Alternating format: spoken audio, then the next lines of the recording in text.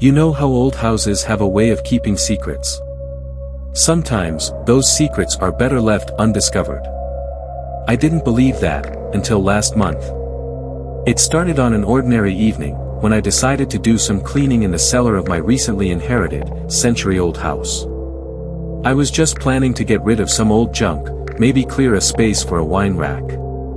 But what I found instead was a door. It was odd. The cellar wasn't that big, and I had been down there a few times before, but I had never noticed it. It was tucked away in the corner, behind an old bookshelf that I was certain I had moved before. The door was small, no more than 4 feet high, made of dark, rotting wood with rusted hinges that looked like they hadn't been touched in decades. Curiosity got the better of me. I grabbed a flashlight and tried to open it. The door creaked and groaned, but with a bit of force, it finally gave way. A musty, earthy smell hit me immediately, making me gag. The flashlight's beam revealed a narrow, descending passage, the walls lined with damp stone. Every instinct told me to close the door and walk away, but something compelled me to go further. Maybe it was the mystery of it, the need to know what was hidden beyond the threshold. I took a deep breath and stepped inside, the door creaking shut behind me. The passage was colder than the rest of the cellar, and as I descended, the air grew thick with a sense of dread. The walls were damp to the touch, and the sound of dripping water echoed in the darkness. After what felt like an eternity, the passage opened up into a small chamber. In the center of the chamber was an ancient, wooden chest. It was covered in dust and cobwebs, but the intricate carvings on its surface were still visible, twisted faces, grotesque and haunting, almost alive in the flickering beam of my flashlight. My hands shook as I reached out to open the chest. The lid was heavy, but it lifted with an eerie ease, as if it had been waiting for this moment. Inside, there were objects, relics of a time long past. A tarnished silver dagger, a bundle of faded letters tied with a black ribbon, and at the bottom, a small, leather-bound book. The book was the most intriguing, its cover worn but the pages inside still intact.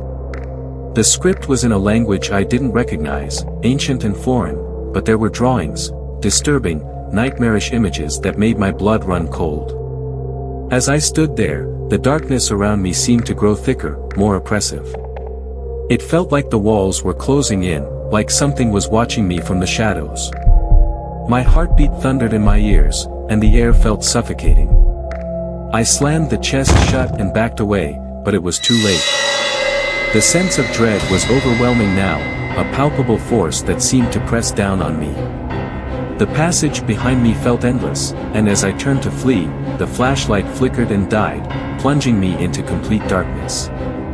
That's when I heard it, a low, guttural whisper, coming from the depths of the chamber.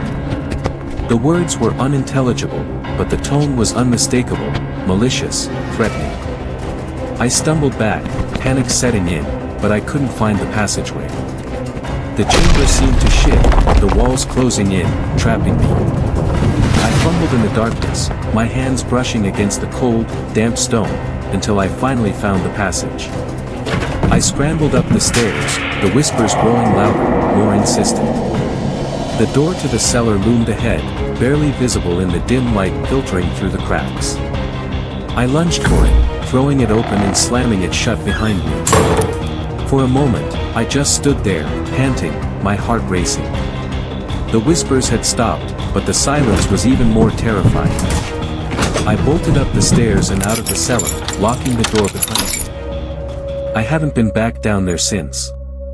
Now, the cellar door is always locked. I've thought about getting rid of the house, but something tells me that whatever I disturb down there won't be so easily left behind. Sometimes, at night, I hear the whispers again, faint but unmistakable, coming from beneath the floorboards. I try to ignore them, to tell myself it's just my imagination. But deep down, I know the truth. There are some doors that should never be opened.